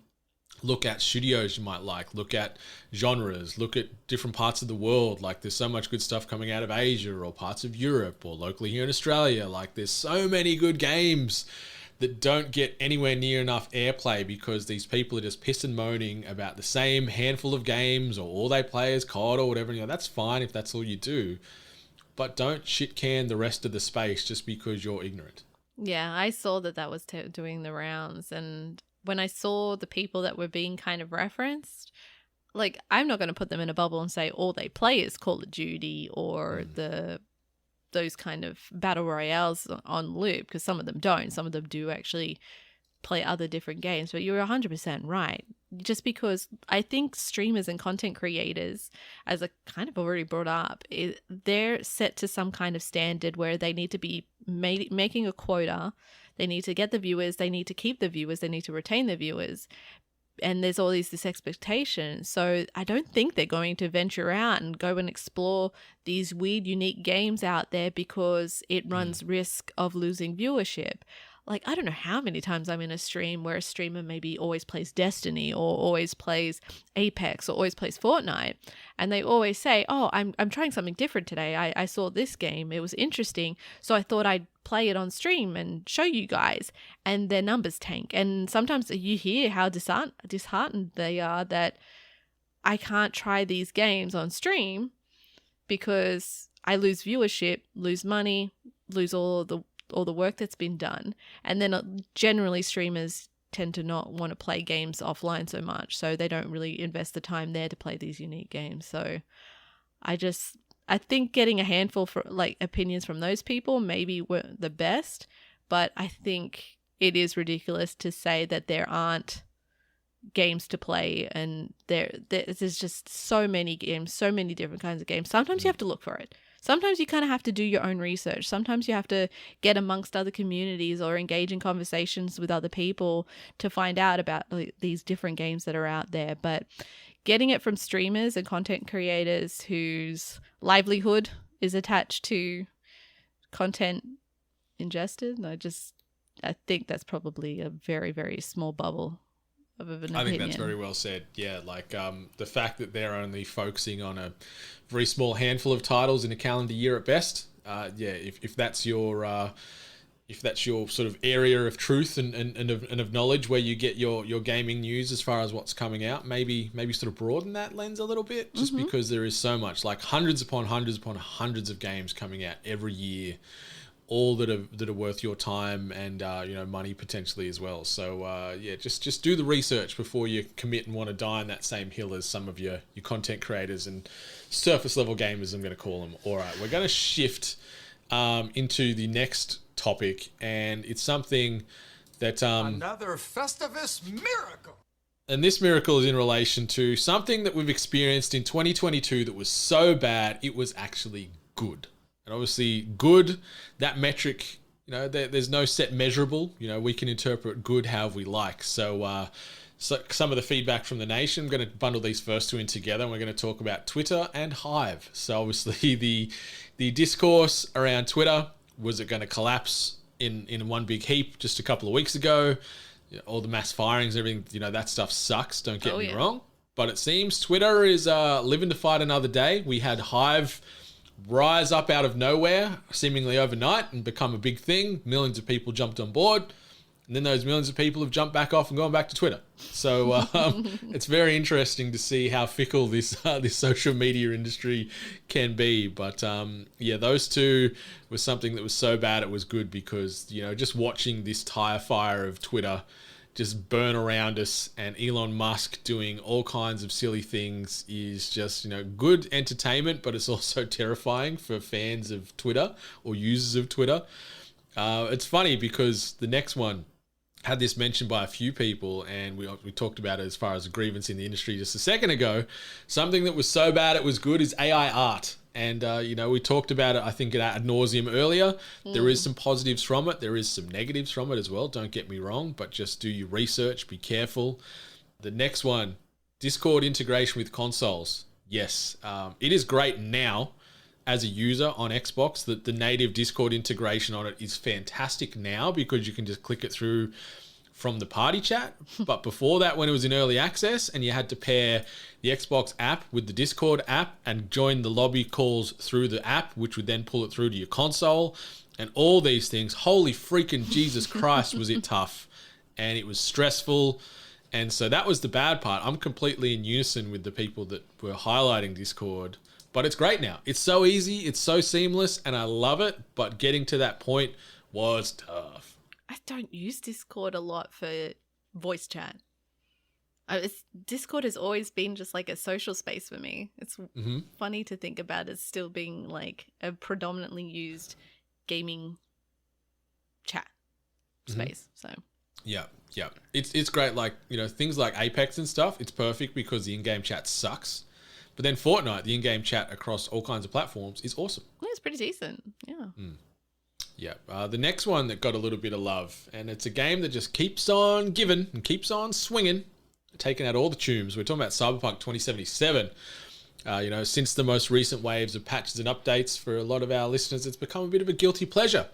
And it feels so wrong, yet so right for many of them. And I completely agree. After I watched Edge Runners, I was back. Are you back in again as well? Yeah, I loaded it up the other day because of the Game Awards and the new content that was being discussed. So I'm like, yeah, I like it. Let's do it. I'm going to load it back up and go for it again because we loved it. Like, we recognized on launch how messed up our gaming experiences were and how, you know, the few things were broken, but I still loved my experience with Cyberpunk. I'm sad to see the report that because of the push to launch and all the things they had to fix up, they got rid of the possible online multiplayer. I'm like, no. Yeah, I'm hoping I'm hoping that sees the light down the line somewhere because yeah, that would be sick. Playing this game together with friends in whatever capacity would be awesome. And obviously we got the new DLC coming out next year with Idris Elba rolling alongside Johnny Silverhand, which is going to be fun. But yeah, I enjoy jumping back into Cyberpunk. Like I jumped back into it this year off the back of Edge Runners because I had the anime bug bite me there. But it still feels good. It still looks awesome on the Xbox Series X. Plays really good. Yeah, it plays well. Yeah. So Cyberpunk. So bad, so good. Can completely agree. We had a fair few responses in relation to Pokemon, whether it be the current iterations with Scarlet and Violet, where there's a lot of people, you know, saying the game sucks or it's a hot mess or it's the worst, but yet they can't stop playing because, you know, they're Pokemon tragics, and that's fine. And then also had a couple of references to Pokemon Brilliant Diamond. So which it's sort of one of the more legacy titles of the Pokemon game, but there was just some head scratching changes that they were made in that relation to new mechanics and then trying to being faithful to the original, which just made this game really janky. But they also saying that it also made the game one of the best in the series. So you're taking the bad with the good and obviously getting something that is mid. I'm going to get there. I'm going to get my quota. Take a shot, everyone, for every time he says mid now. Yeah. I'm aiming for a dozen. Maybe I've already crossed the dozen. I think yeah. Maybe I need to settle down on the mid-talk then. All right, the next one that got a little bit of love, Power Wash Simulator, a little ditty that came out probably middle of this year to, you know, much acclaim. The game, you know, it's one of those games that, you know, the listeners, no one called it out and out terrible in the reviews and in the feedback on the Festivus forum. But it just doesn't really fit the mold of a traditional game in the sense. So, you know, it's not chock full of content or narrative. But what it does do, it does very, very well. And it scratches this weird, relaxing, zen-based itch that you won't find in many experiences this year. So a lot of people will be loving Power Wash Simulator. I loved it. It was great. It was so relaxing to me. It was the best chill out kind of game. Yeah, I've only sort of dipped a brush in the game. Is that what you might say? Dipped a chamois? Power Wash? Yeah. I'm going to give it a dabble here and there, but I played it for maybe 20 minutes and that was fun. And I did feel very zen. I did feel very relaxed. And it's ironic because I haven't washed my car in a long time. So go figure. I'll do it in a fake video game, but the won't water do it don't matter in in the game. You're not paying for that. Exactly. And another game that sort of falls into that same bucket as Power Wash Simulator. A lot of people shouted out, you know, the old Trombone Champ. Brilliant. The trombone experience that took over the internet for all of 2 or 3 weeks. A lot of people were all about it. The game itself just sucked people in initially because it's just so absurd and so funny and so unique. And then seeing all, you know, the controller tycoons out there that make their own adapters and controllers to play Trombone Champ the way they want to, which obviously, you know, kept it in the media's eye for a little longer, was super fun. I haven't played a second of this game, but I feel I've experienced enough through the internet to appreciate what it was. I didn't play it, but I loved watching everyone else play it and all the custom stuff that came from it. So So much custom stuff. The next one, we had a couple of people reference Chivalry 2, a game that I also haven't played. There was some feedback in there where people were saying that they're not the best at the game. The game is very absurd as far as weird things happen all the time, but just the hilarity off the back of these weird bugs and texture clashes and character models just doing all kinds of crazy things is just absurd. And one particular example I wanted to shout out here where they're saying like getting catapulted off the map or accidentally beheading a teammate during the game. So Chivalry 2 is just the best kind of warfare-based mess out there apparently, because a lot of people saying it ain't perfect, but it's pretty goddamn great. It's bloody chaotic. Yeah, something else that's chaotic. And it's funny because I tried this a little while ago too, but a couple of our food-centric based fans out there, so shout out to Paul for mentioning this. Five Guys, one of the best burger chains in America, in my opinion. Love me some Five Guys. Love me some Five Guys. I'll die on that hill. It's now in Australia. It's in Penrith, I think, of all places, in Sydney. And there's also one that's just opened up here in Melbourne in the CBD right near the casino. And it tastes pretty good. Tastes just like Five Guys. But I'm in complete lockstep here with Paul in that it costs far too much. It is so fucking expensive here in Australia. It's absurd. It's stupid. It shouldn't cost that much. And the fact is the fact that you have to, like, I don't know actually if you guys have to do it in Australia, but over here there's only the base, very, very base of the hamburger. And then if you want sauce or if it's like pickles or onions, like if you want those kind of what usually are considered standard items, you got to pick them all, yeah. You have to pay for them as extras. Oh, you don't have to pay from extras here. It's pretty much you've got your base burgers, and then you can pick. There's ones where you have to toppings. pay for adding, but it's been a long time since I've actually had Five Guys because it is just too expensive for what you get. The fries are delicious. Their shakes are good too. I haven't had a shake, I don't think. Maybe I have, but I usually avoid Five Guys because I just don't think the cost is worth what you kind of get. So I was very surprised to see that they decided to set one up in Australia. It's funny because obviously, and even back from when you were still living here, we had In-N-Out dabbling with little pop-ups here for years, right? And you thought, surely it's going to open here, and it never has. We've got Carl's Jr., which is, just your slightly better Hungry Jacks or slightly worse, depending on the burger you're eating. But Five Guys is here. They've got a footprint across the East Coast now, and it's great. But yeah, I ordered a burger, fries, and a shake from there a few weeks ago, and it cost me like $40-something. Oh, no. Australia has good burgers. Actually, Australia has a lot of great smaller franchises to provide burgers. Like, I'm a person that enjoys grilled. I don't know how far across Australia grilled is, but I like grilled. It costs small. It's not cheap, but I enjoy the cost to taste ratio. I think it's valid. And then I'm now trying to remember the place that Benny introduced me to. Is it called Betty's? No. Betty's. Yeah, Betty's is delicious. One of the best. Absolutely delicious. So there's options. You don't need the stupid American crap over there. Mm-hmm. Yeah, I'm happy to see it here, but just lower some of the costs because, like you said, there's dozens of killer burger places all over the country that will do a burger as good or better than Five Guys. So completely agree with you there because it was still tasty, but holy crap, it was expensive to get that tastiness. And then another one. Had this pop up a couple of times in the feedback when I was correlating all the info. Metal Hellsinger.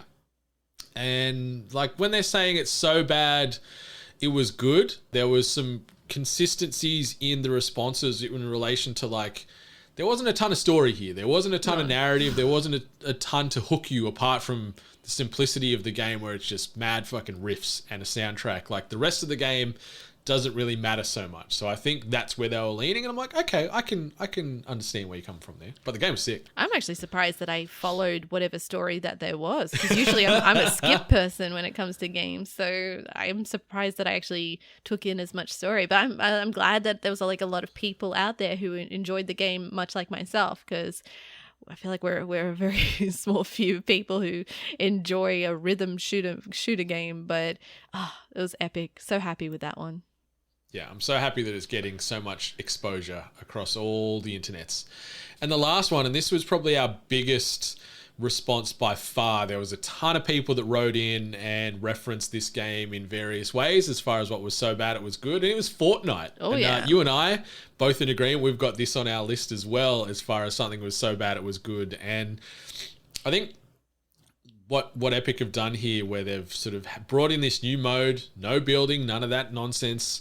Instead, they've brought out a mode that's accessible, that's, you know, it's got a skill cap still, don't get me wrong, but you can jump into this game and be average, below average, and still have a good time. Yeah. And yeah, Fortnite no build, it's just taken over so many in the 8-Bit Nation, as well as obviously you and I as well, because we can't get enough of Fortnite no build. Yeah, and I still can't believe that we are at this point here where me and you not only play Fortnite, but we're very much into it. I can think back to early Hungry Gamers where we used to make jokes about, like, let kids play Fortnite so we can play our, like, Apex, I think was the main one we were talking about. We're like, we can play Apex, the kids can play Fortnite. It's great. Let's keep it that way. And now we're fucking biting our tongue because, like, we're obsessed. We not only play the game, we are buying the content. We're buying all the skins that we used to make fun of. Like, oh, what won't Fortnite bring into the game now? Now we're a part of it. Now we're like, have you seen this? This dropped now. Oh, the battle pass is great.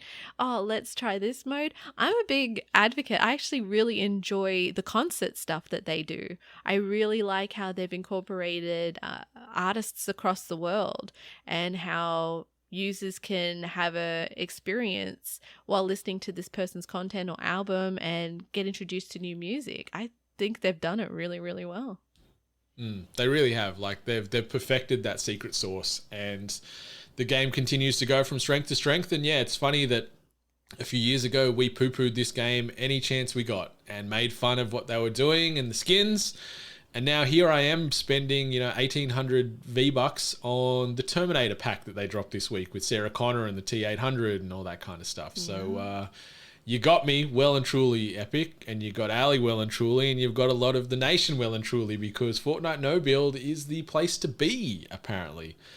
A couple other things that I experienced in 2022 that was so bad it was good. Yeah, outside of Fortnite, I wanted to say shout out to my previous job that I finished up with a couple of weeks ago. Like, that job, the company or the product was not the best, but it helped get me to Melbourne. I'm very thankful that, the way the stars aligned, it allowed me to do the move from Brisbane down to Melbourne, and, allowed me to sort of connect with a lot of people in the space down here. So I want to say I'm thankful for that opportunity and appreciate that. The other things that was so bad it was good is probably my ever-growing addiction to anime. The amount of content that I've consumed this year in the anime space is terrifying, and some of the stuff I watched was probably not worth the time, but yet I committed to some of those series and rode it through to the end. And the last one, KFC hot and crispy pieces that have come out. So they're boneless little hot and crispy or hot and spicy bites, you could say. Like they're tenders? Delicious. Yeah, no, they're like little juicy bites. So they're like, yeah, like, I guess you could say like a baby tender in a way. Like a chicken nugget? Not quite. Somewhere in between a nugget and a tender. But they're freaking delicious, and I love them. But without fail, probably a few hours later, my tummy does not love them. Oh, so that's where the badness comes. Yeah, okay. Because I'm playing Russian roulette every bite with those hot and crispy pieces. They're delicious, especially if you get a gravy with them. But a few hours later, my tummy is in all kinds of regret. So that's my so bads that they were good. Let's shift gears over to this one. Let's rumble! And we're rumbling with you guys, 8-Bit Nation, regarding your biggest grievances in relation to 8-Bit and the Hungry Gamers specifically. Stick up my dukes. Yeah, I'm ready. I'm gonna sweep the leg and aim for the crutch. I'm gonna take you all down that way. No mercy. We fight dirty round here, but some of the main ones or the biggest ones we received is live streams / ways to watch the podcast. And I know this is something that we've been talking about for years, maybe around this time every year, funnily enough. Yeah, I 'cause think it so. keeps coming Yeah, up. I think maybe one in the middle of the year we talk about, and then it comes back up at the end of the year. So this is perfectly valid. Yeah, so like, you know, we'll own this. Yes, we still haven't really perfected that secret sauce. We have shifted platforms recently, and we're now recording the podcast through a platform called Riverside, which is great, riverside.fm, if you wanted to look at a nice all-in-one solution for creating podcasts with friends and new content. But what they can do on this is there's an option on Riverside where you can potentially have like a live audience watching along. So we could see how that works on Riverside, but the other thing is we were looking at as well is utilizing Discord stages as an option. Oh, yes. But then I don't know how that would interconnect into Riverside. So stages might only end up being audio only, where with the video side, it could be on Riverside. So that's something we'll look at and explore over the Christmas break and see what's viable. And, you know, we wouldn't turn this show into a live thing, I think, every episode, but if we maybe did it semi-regularly, where we're already doing this now on video, if we open it up to allow people to watch or, you know, chat to us in between or, you know, on either end of the show, that's something I think we'll probably look at a little bit more. So we're working at it. Yeah, right, Miss please Hart? understand that we've got a very bad time difference and we've both got very different schedules.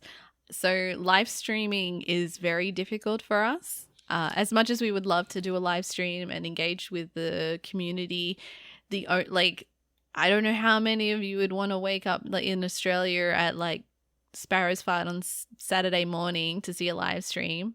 So just know that the live stream thing is pretty difficult for us, but I guess the exploration for dropping video content of the podcast, if you want to see what's happening here, because I don't know if you want to see what's actually happening here. I'm gonna have to put on pants.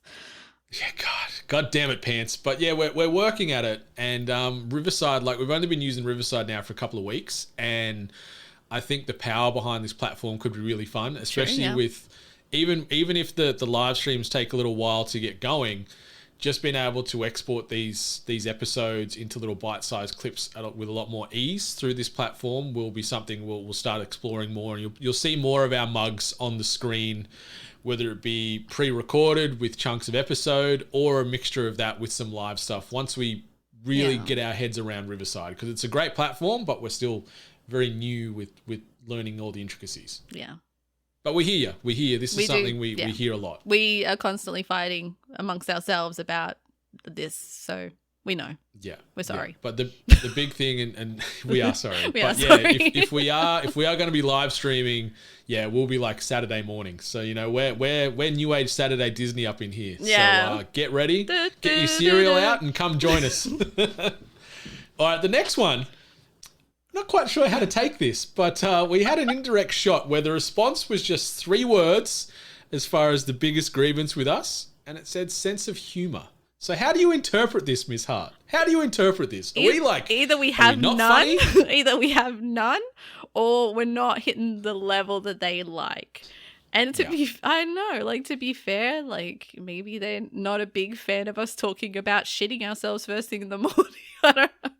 I'm trying to think what level of humor we are at. So I apologize if we're not meeting a mark of, if we're not meeting a level of comedy that you're expecting from us, or it has declined. I apologize.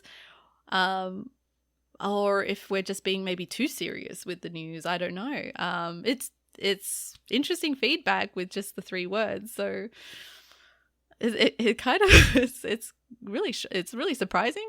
It's valid. This is the reason for the season. So, well, we're gonna have to think about that one, I think. Yeah, maybe we need to go to like some improv classes or maybe. something and get better, because our sense of humor is it's lacking in some regard. Somewhere, yeah. Do we know which? No. Maybe it's all. Maybe we're not humorous. We're never funny. Yeah, which sucks, because I like to think we have some zingers here and now. But now I'm really reflecting on the last 6 to 7 years of choices made. So, thanks, listeners, for breaking our little hearts. All right, the next one. There's been some talk and some chatter about maybe highlighting or focusing on VR gaming a little bit, because it is a space that is pretty starved in the gaming podcast area. True, yeah. So So maybe that's something we could look at, where we can bring out a little small section or a little piece, whether it be in the mainline show or a little breakaway nugget, is something that I'm playing around with in the back of my head as well. But yeah, it's certainly VR and indie are two things that don't get spotlighted anywhere near enough in gaming in general, indie especially. But watch this space is all I'm going to say. Fair enough. The next one, more guests on the shows, is something that popped up a few times. Yeah. So they'd like to hear more opinions, more voices spotlighted on the Hungry Gamers. And I know a couple of people have also said let me back on. So I want to shout out to Zac from News to Reviews, persistent little son of a gun. And also shout out to the fantastic amount of money you raised during Movember. Oh, yeah, that congratulations. mustache looked great. You should keep it because you somehow managed to work the handlebars very well. But yeah, Miss Hart, more guests on the shows. This is something we've been talking about. Yeah, and this is a timing thing again. Yeah, do we talk about it now, or do we just sort of say it's noted and move on, or do we sort of say it's been noted? It's been noted. It's been considered, and we're trying to figure it out. But we're going to have to also be selective, I guess, in a way. So we're open-minded, but also very selective about it. Watch this space. We're working on something. And when we do our sort of, I guess, state of the nation in 2023, as far as rolling out our mission statement for the year and what our goals are, you might hear more about that then, maybe. There was a few people that also had a grievance or took a grievance with myself and my anime obsession. The Hungry Weeb is what I was called by a few. And are they for it or against it? Like, it's hard to say because it is just text on a screen. I don't know if it's a bit tongue-in-cheek with some of their responses, but yeah, there was a lot of people that aren't taking much appreciation of my my anime fandom these days. And to you, I say stick it up your ass because it's not going anywhere, but also I appreciate the feedback. Working on other things, not going to say that it's not going to get talked about on the Hungry Gamers ever again. No way, but there's something else I'm tinkering with at the moment, which you'll hear about in that State of the Nation in 2023. I just wanted to break up some of this negativity and hostility here and say we've got a bit of feedback and sort of correlated a little bit together here. And they say, honestly, can't think of anything negative or, any grievances regarding 8-Bit and the Hungry Gamers because everyone at 8-Bit is doing an amazing job and wanted to thank us for all the hard work and effort we put into each episode of every show you put out. Aww. So we thank you. Nice. Thank you. Need to prop us up after having our sense of humour stomped into the mud. But yeah, we are very appreciative of that. Jumping on to the next one, going from a nice positive to some honest negativity that we need to be mindful of, I guess. Both of you seeming to become more dependent on crutch words, examples, ums and ahs. Embrace the pause while speaking to let your brain catch up on your thoughts. Valid. Very valid. Very valid. Yeah. I think between us we're both very fast speakers. Yeah.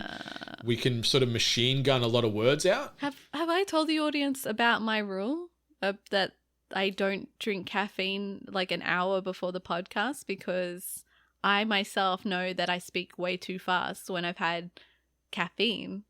And like back in the early days of THG, we'd be doing meat pies and Red Bulls, and then I'd listen back to the podcast, and I'd be talking really, really fast, and I didn't even really understand what they're saying. So I was like, nah, Ali can't have caffeine before the podcast because her brain like is thinking, her mouth isn't working together with the brain, and it's just verbal spew. It was bad. So. But yeah, very valid criticism. This is good criticism. I agree. Very valid, and I agree too. And this is something that I know I just said an right then, so I'm sorry, but yeah, it's something that we try and be mindful of, or at least I try and be mindful of when I am talking, is to try and lessen the ums and the ahs. I know I use a lot of that's one of my crutches. I think I lean on a lot in general discussion, whether it be on the podcast or the 9-to-5 job, all that kind of stuff. Instead of a bit of dead air or an and an it's a that I put in there a bit. I know I'm an Yeah, and it's tough. It's a hard thing to shake. It is because like, I don't know how to explain it, but like, cause I'm gonna be forward. It's actually one of my grievances on myself. It's one of my list of grievances that I've given myself is that learn how to talk good. I think, unfortunately, due to me moving away and then also not really having a workspace and dealing with a lot of people, I think I talk to one person a day, and then podcast day, it's 2 people a day. So I'm not actually engaging on much conversation. I'm not having that experience, and I'm finding myself not able to talk good. I'm not able to articulate myself. I'm not able to have, here we go, well thought opinions or structuring my sentences more appropriately before I speak them. And I'm frustrating myself. Like I'm frustrating myself first. And I'm like, I actually brought this up with my husband recently. I'm like, if I'm frustrated, I can't imagine how the audience is. So I completely agree with you. And it's definitely something that I'm going to be working on in the new year, on learning how to talk better. And I'm the same. Like it's tough, especially with like where you did say embrace the pause, but then it's like I want to be respectful of listeners' time. So I don't want all these massive pauses that then bloat the episode out another 10, 15 minutes, let's say. Like that's probably an exaggerated sum, but like it is a tough thing because I like that our content that we release does have a pretty good swift pace. Like there is a lot of stuff coming at you quickly, but maybe that is something that can be detrimental at times when there is these lack of pauses and this just frantic momentum that we keep. But I feel we have a good pacing. Like it's not too blah, but maybe it needs to be stepped back slowly. I don't know. Maybe. I don't know. When it comes to our pacing, and what we always, to say we aim for it makes it sound like we purposefully do it. But for the most part, this podcast is just 2 mates talking to each other. Like just, this is one great way for me and Brendan to kind of just chat, hang out, talk about all the shit we love, but also share it with you guys as well. So it's just, sometimes it's just, that's how it is. This is just a conversation. We're not thinking, we're just talking to each other about these things that we're very passionate about. And for some people, when you're really excited or really passionate about something, you just blah, you just talk. Exactly.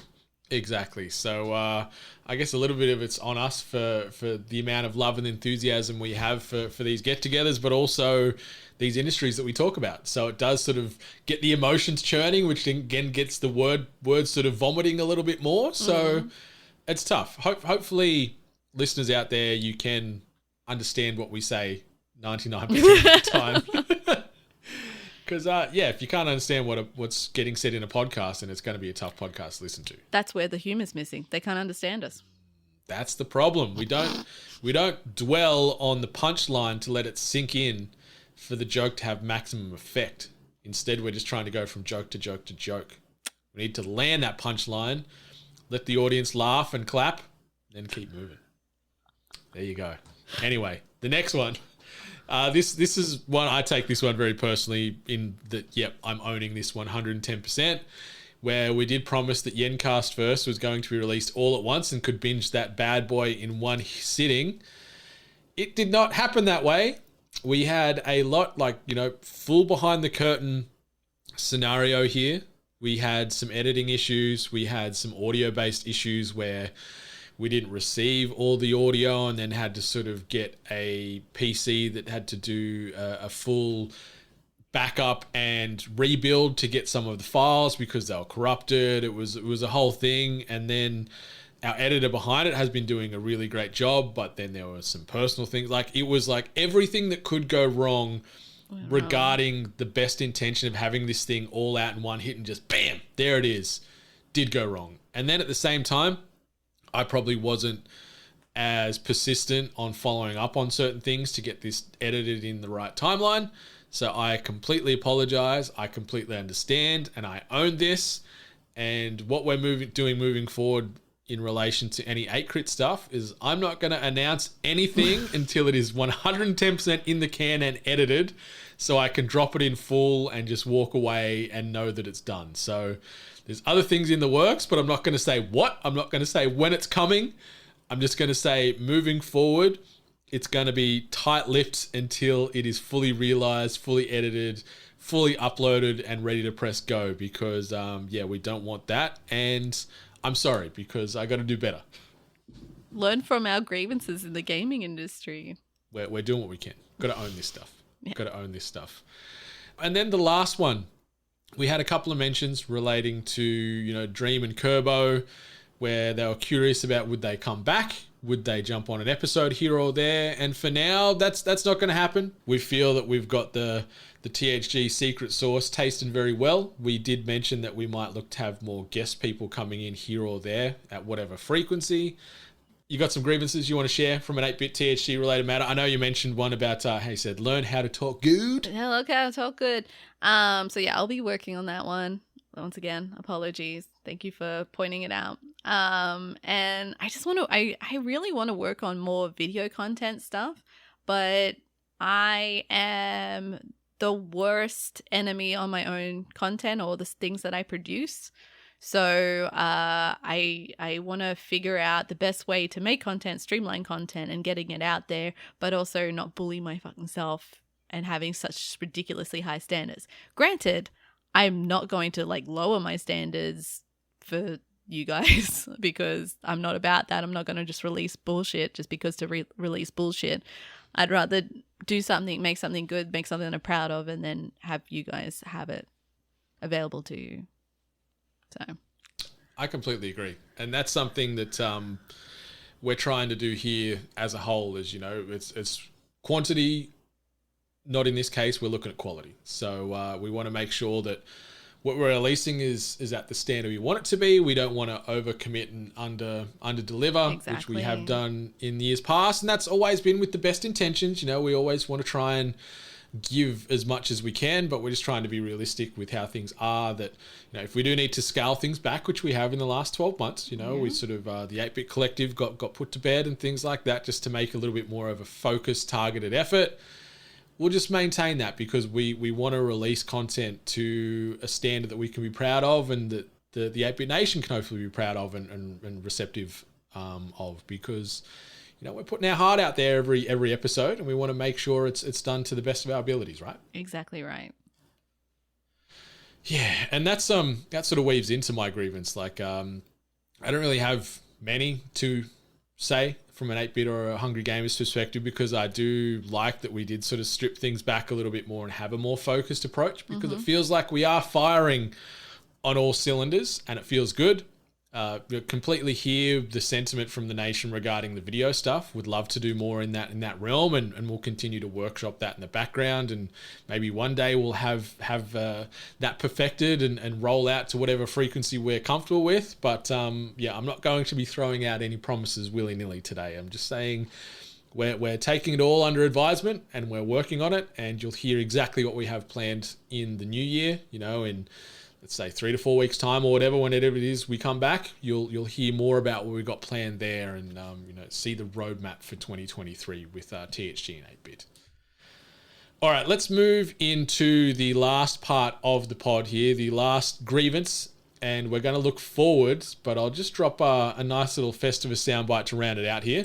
And is there a tree? No, instead there's a pole. Requires no decoration. I find tinsel distracting. Tinsel is very distracting. I put my little Christmas tree up just yesterday, finally. I'm 2 weeks late, but there's not a piece of tinsel on my tree to be seen. So a couple little ornaments and some shiny bells and some lights, but that's it. I don't have a tree. Maybe you just need a metal pole, Festivus style. Just stick that in the middle of the room or in the corner, and away you go. Pole dancing, yeah. Yeehaw. Festive.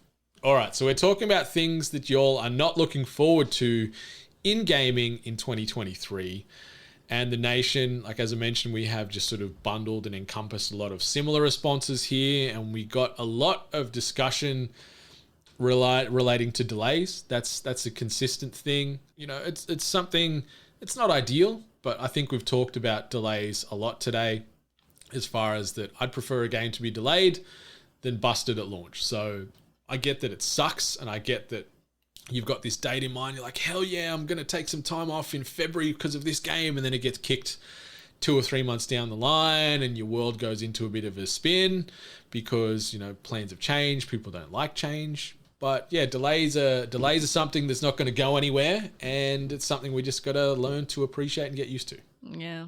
I don't think it's ever going to get better. I just kind of want the industry to stop prematurely advertising and putting a game out there into the space, because people just, once you put it out there, people are just constantly asking questions, and then the pressure's on.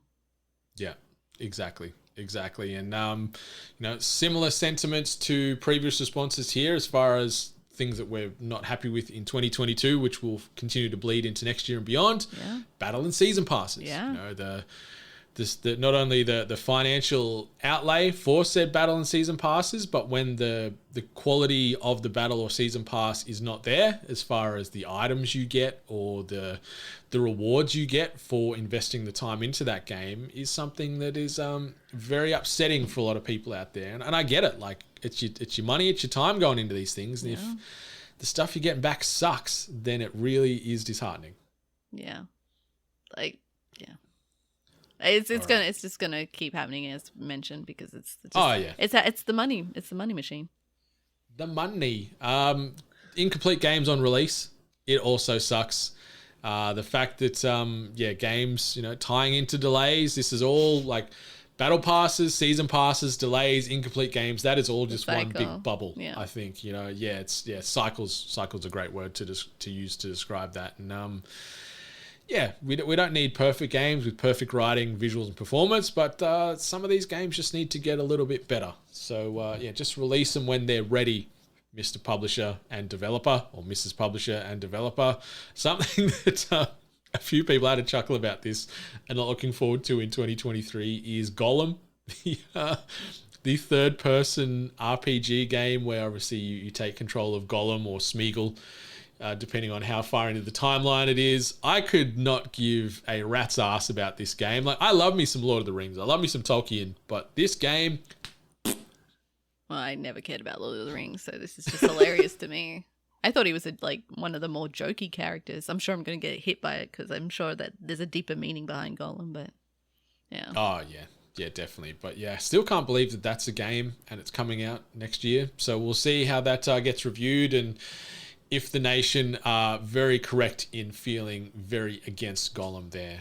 We've also had a lot of responses coming in 2023, and the debate and just this ongoing Activision Blizzard acquisition with Xbox and Microsoft, people just want it to be done with. Just end it, make a decision, pass it through, deny it, whatever it's got to be, but just make a choice, because this is dragging.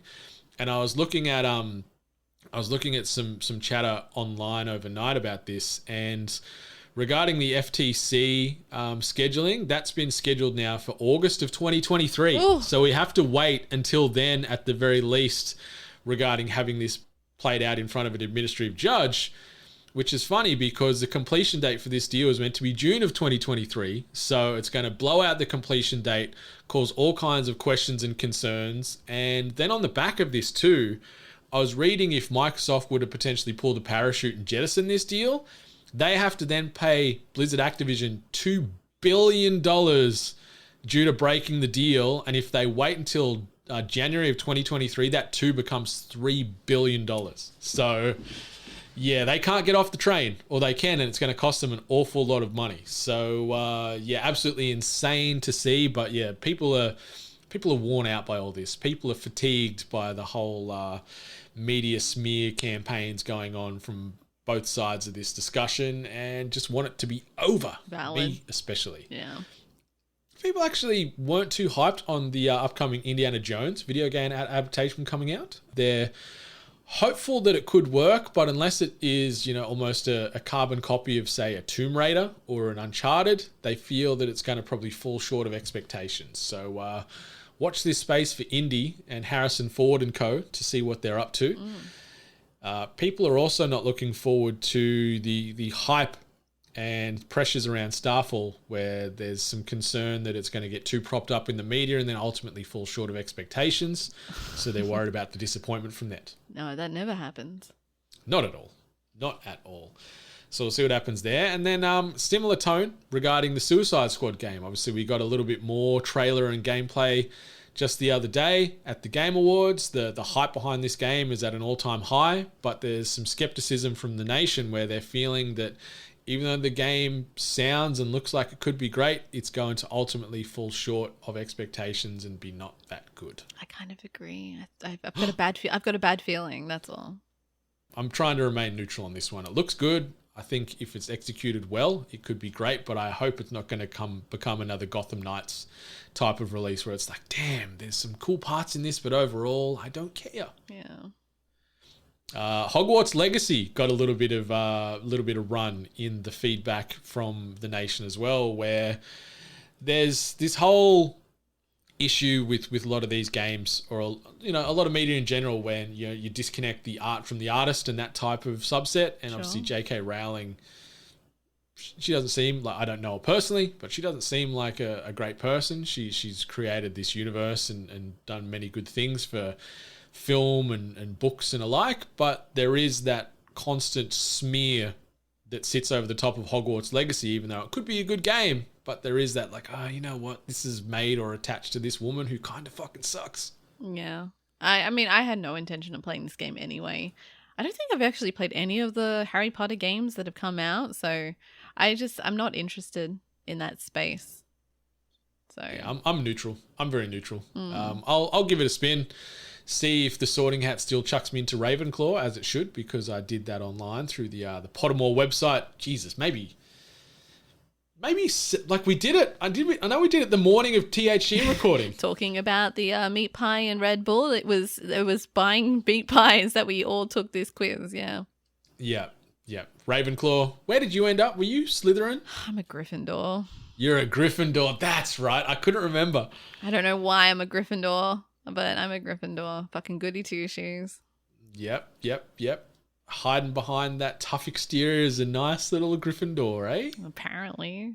But yeah, Hogwarts Legacy is another one to watch that space as far as how's it going to be perceived, how's it going to be reviewed, and all the other media beat up that sort of surrounds J.K. Rowling as well. Another few people that aren't looking forward to is whether it be buying a new computer, upgrading their existing rig, to the never-ending cycle of new GPUs that are popping out. It feels like there's a new line that gets released every quarter at the moment. It does, yeah. And they're big leaps too. It's not just going from like a 3060 to a 3070. It's it's the 40 series, it's the 50 series. Like it's insane, and the money attached to these things is absurd. Yeah, but the thing about like building a rig and building a PC is that once you do it, you don't really have to fret too much about having to do it again for a very, very long time.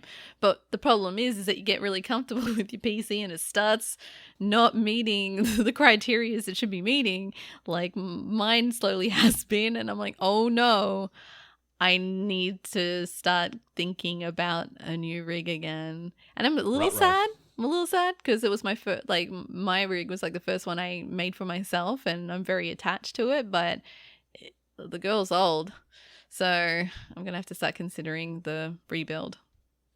Yeah, it's tough. I guess the best part about upgrading those rigs is it can be modular. If you need to just sometimes slam a new GPU or CPU in, for the most part you can just buy new parts and put it in. But yeah, depending on case size, I think I'm new motherboard, new graphics card. I think you're all in. All in. I love my PC. I'm still yet to really play a single game on it. I will one day, but at least looks the part beside me right now as we record THG on this fantastic rig. Your one's pretty. It is so pretty. I'm stroking it very affectionately right now. Oh. You might be able to hear that on the podcast. A little bit of PC ASMR. ASMR right now. All right. And the last one from the nation, this was the biggest response we received by far from dozens of people regarding what they're not looking forward to in gaming in 2023. And it ties into not having enough time to put into gaming in general, unless sacrificing sleep due to work, family, kids, or just life in general. So, we feel you. We empathize with that 110%. Like, life can be busy, life can be messy, and it's tough to find the time to get into those comfort foods like your gaming. And yeah, the older we get, the less time we seem to have, it feels like. So completely with you there. Yeah. I mean, this kind of like rolls into my one where next year we have a lot of titles that are kind of bulked in together, and they keep on doing a lot of their drops within like a week or so of each other. So, you know, there might be a lot of games that we're excited to play or try, but we are also falling victim to the whole, okay, so this game comes out and then a week later the next game comes out. I only have so much time to play these games. So then you've got to also run risk of spoilers and content being ruined for you, or trying to avoid social medias or engagements with other people. And it's just this like, it's this a never-ending cycle now where there's a group of people who are able to take in the content, play the content, and spew out their opinions. And everyone wants to talk about their stuff. It's only natural. But you kind of spit it out in this big open social space. So you have the people who can churn through games instantly, and then you have the other group of us who either don't have the time to, or don't have the resources to, or, you know, just you're already playing something else, you want to finish something else. And so it's just it's a struggle. It's pretty bad.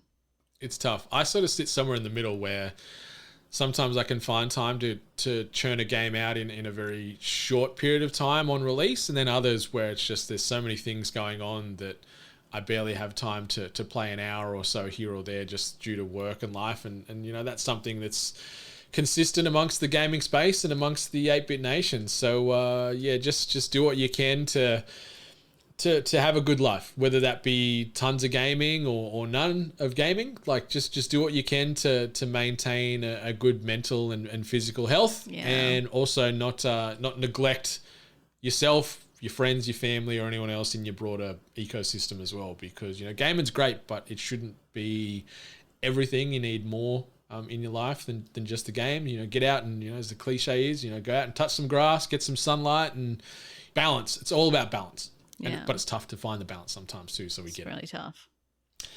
Yeah. The other thing that I'm not looking forward to in gaming in 2023, outside of this whole FTC, Blizzard, Activision, Microsoft melodrama, is the metaverse. It ain't going nowhere. It's here to stay, and Zuckerberg and co are just going to keep hammering this shit down our throats, and we're all going to end up in this dirty metaverse one way or another. And I do not want to be there, but I guess I'll see you all there soon. Yeah, I'm still not fully aware on what scope the metaverse is in. And everyone's talking about how Fortnite is closer to it than anything else. I'm like, so technically I'm already there? I don't know. Mm-hmm. But yeah, I don't know. Yeah, I like this idea of having I always, whenever I think about metaverse, for some reason, I always think, the first thing I think of is PlayStation Home. Remember when PlayStation Home, you had your own home space, and then you had that joint space, and then you had your own avatar, and you could buy stuff with PlayStation points, and then you could play basketball in a court and stuff. That's always what I think of when I think of metaverse.